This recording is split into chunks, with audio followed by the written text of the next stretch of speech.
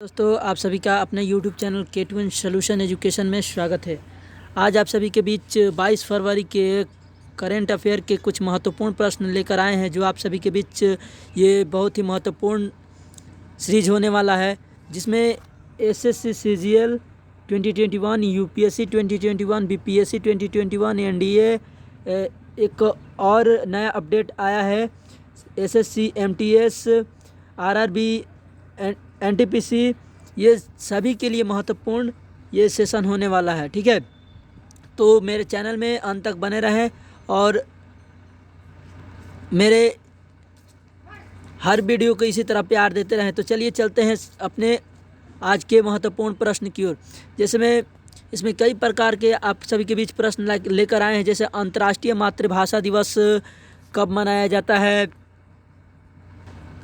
Dada Saheb Phalke international film महोत्सव 2021 में किसे मोस्ट वर्सेटाइल एक्टर चुना गया है,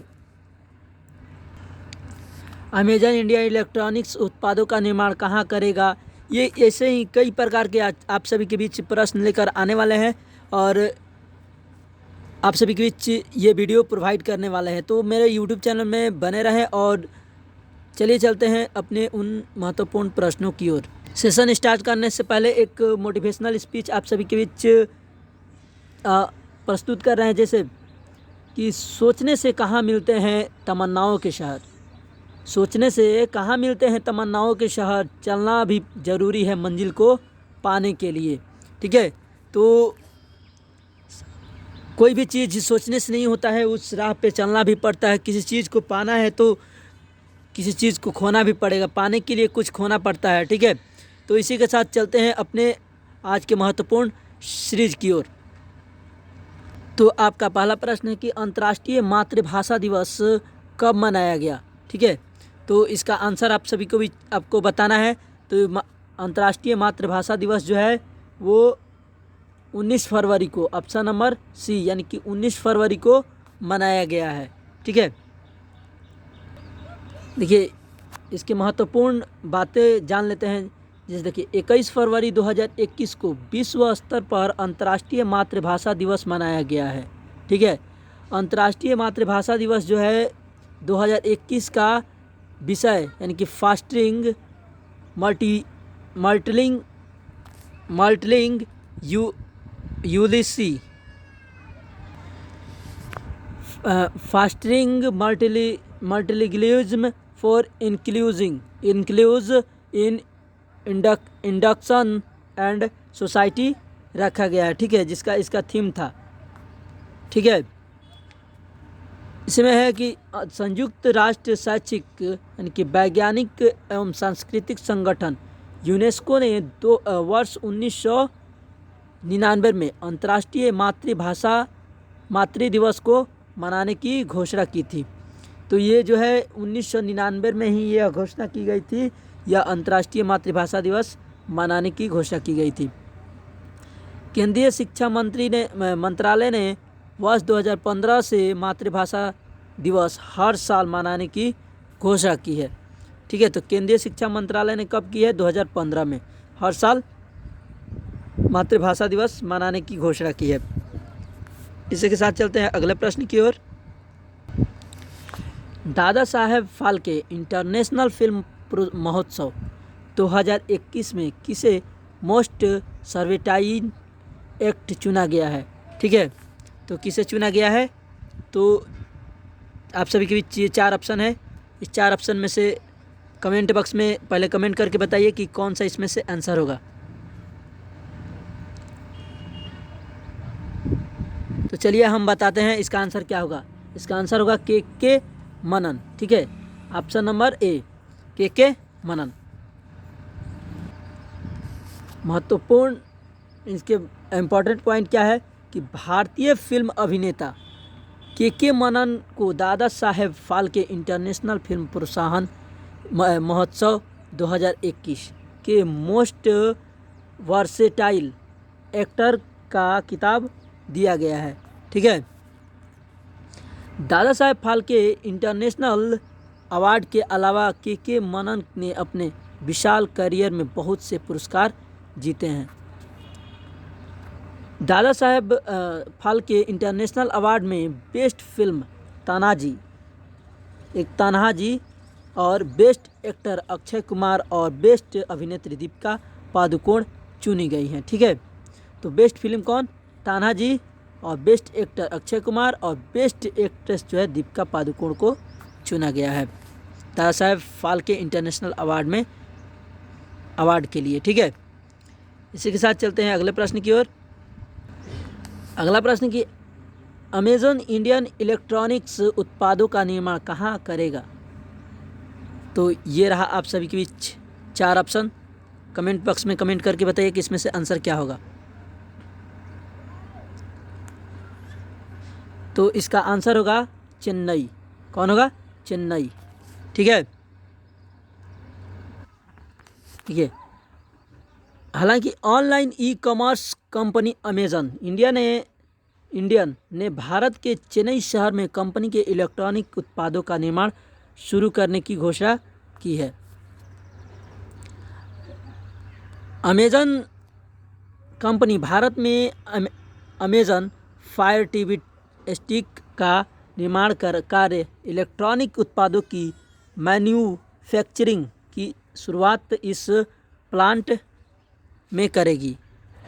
ठीक है, अमेज़न जो है चेन्नई में फॉक्सकॉन की सहायक company contract manufacture cloud network technology के साथ अपने मैन्युफैक्चरिंग प्रयास शुरू करेगी और इस साल के अंत में उत्पादन शुरू करेगी। ठीक है, तो इसी के साथ चलते हैं अगले प्रश्न की ओर। अगला प्रश्न आप सभी के बीच ये रहा। चौथा ऑस्ट्रेलियन ग्रैंड स्लैम महिला ओपन का खिताब किसने जीता है? तो आप सभी के बीच ये 4 ऑप्शन हैं। कमेंट बॉक्स में कमेंट करके बताइए कि इसका आंसर क्या होगा।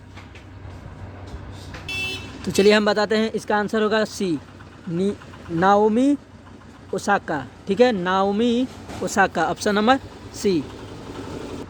देखिए, नाओमी ओसाका जो है ये जापान की है।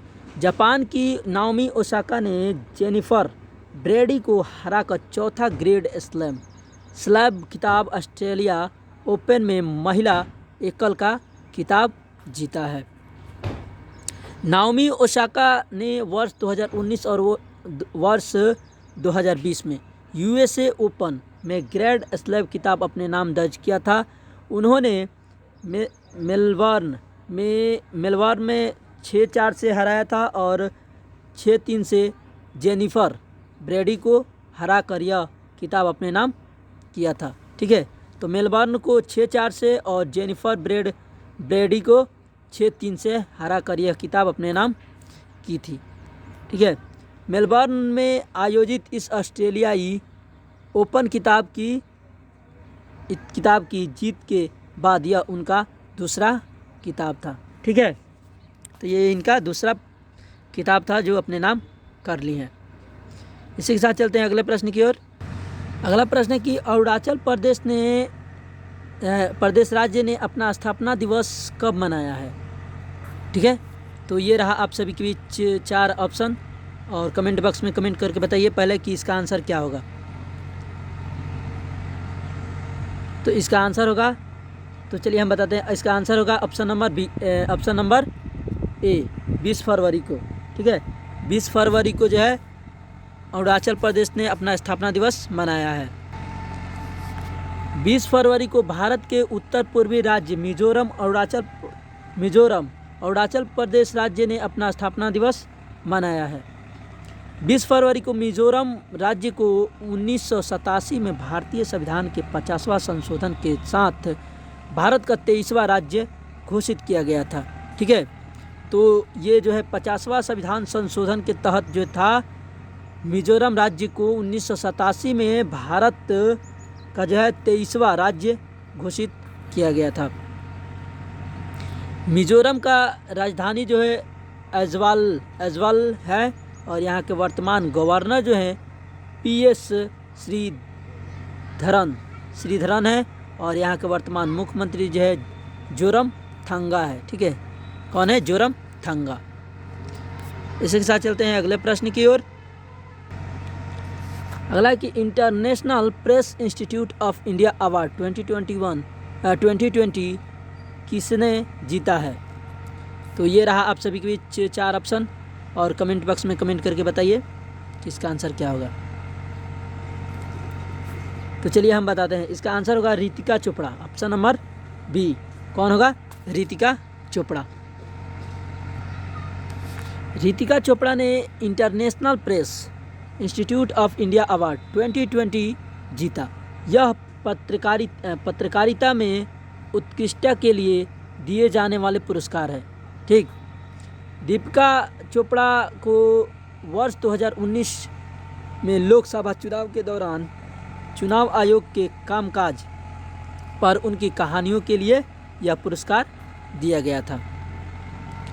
International press institute of India पुरस्कार में 2 लाख रुपए का नगद पुरस्कार, 1 ट्रॉफी और 1 प्रशस्ति पत्र दिया जाता है। ठीक है, तो इसी के साथ चलते हैं नेक्स्ट प्रश्न की ओर। आपका अगला प्रश्न है कि 82वीं राष्ट्रीय टेबल टेनिस चैंपियनशिप में किसने एकल खिताब जीता है? तो आपके बीच ये रहा 4 ऑप्शन, कमेंट बॉक्स में कमेंट करके बताइए कि इसका आंसर क्या होगा। तो चलिए हम बताते हैं, इसका आंसर ऑप्शन नंबर ए हो जाएगा। ठीक है, कौन? मानिका बत्रा। ठीक है, मानिका बत्रा जो है वो 82वें राष्ट्रीय टेबल टेनिस चैंपियनशिप के रूप में ये अपना जो है 82वां राष्ट्रीय टेबल टेनिस चैंपियनशिप जीती हैं। तो ये 82वें राष्ट्रीय टेबल टेनिस चैंपियनशिप का एकल खिताब मानिका बत्रा ने जीता है। ठीक है, तो ये कितनावां टेबल टेनिस था? 82वां था। ठीक है, वो भारत की शीर्ष श्रेणी की टेबल टेनिस खिलाड़ी है। मानिका बत्रा ने 82वीं senior national table tennis champion Reeth Rishya को 4-2 से हराकर अपने नाम दर्ज कर लिया। तो किसे हराया है? रित ऋषिया को कितने से? 4-2 से हराया है। वर्ष 2015 में उन्होंने पहला राष्ट्रीय खिताब जीता था। यह राष्ट्रीय खिताब उनका दूसरा खिताब है। ठीक है, तो ये राष्ट्रीय खिताब इनका कितना है? दूसरा है। पहली बार कब जीती थी? 2015 में। तो इसी के साथ चलते हैं अगले प्रश्न की ओर। अगला प्रश्न है कि सामाजिक न्याय दिवस कब मनाया गया? तो आप सभी के बीच ये 4 ऑप्शन है, कमेंट बॉक्स में कमेंट करके बताइए कब मनाया गया है। तो देखिए, सामाजिक न्याय दिवस जो है वो 20 फरवरी को मनाया गया, ऑप्शन नंबर बी। देखिए, 20 फरवरी को हर साल विश्व स्तर पर सामाजिक न्याय दिवस मनाया जाता है। सामाजिक न्याय दिवस 2021 का विषय रहा, यानी कि इसका थीम रहा a call for social justice in the digital economy रखा गया है। ठीक है,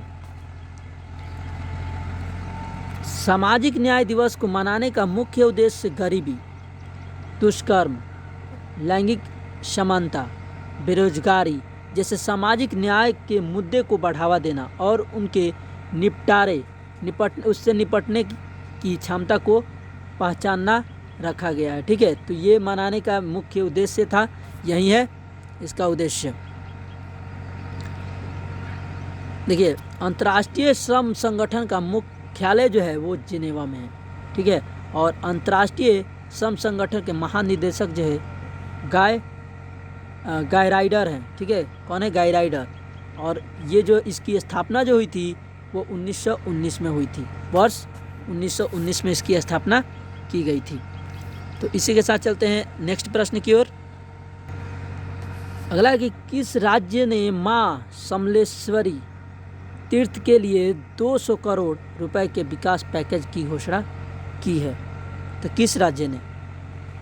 आप सभी के बीच ये 4 ऑप्शन है, कमेंट बॉक्स में कमेंट करके बताइए कि कौन सा होगा।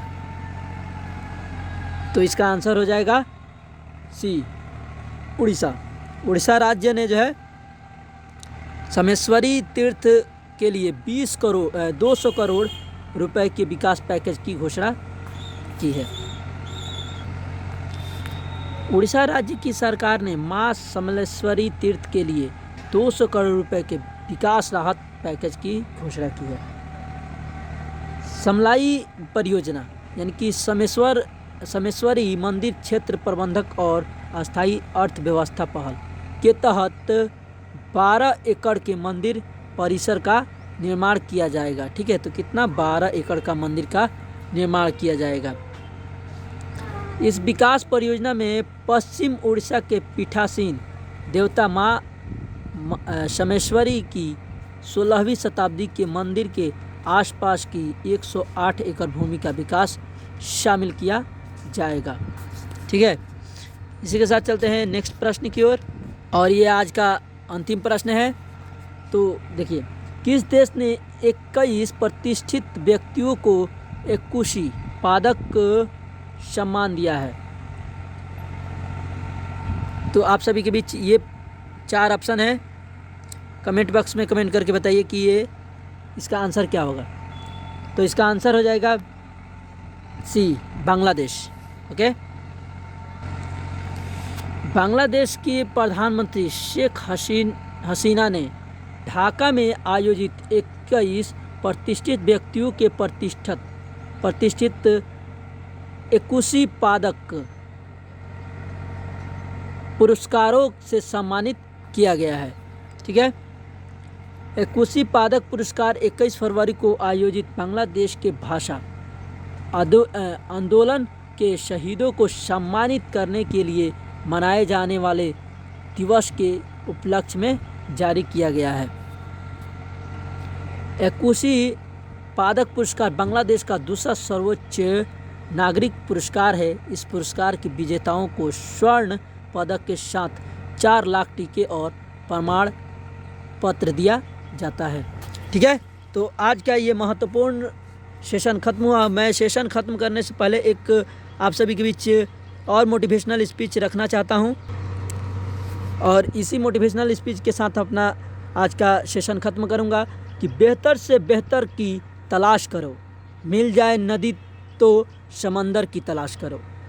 बेहतर से बेहतर की तलाश करो, मिल जाए नदी तो समंदर की तलाश करो। टूट जाता है शीशा पत्थर की चोट से, टूट जाए पत्थर ऐसी शीशा तलाश करो। तो आप लोगों को कर्मठ, योग्य और सहनशील होना पड़ेगा। ठीक है, तो चलिए इसी के साथ आज का सेशन ख़त्म करते हैं। अगर वीडियो पसंद आए तो लाइक करें, शेयर करें और अधिक से अधिक दोस्तों के पास शेयर करें, और कमेंट बॉक्स में कमेंट करके बताएं कि ये वीडियो कैसा लगा। Thank you for watching this video.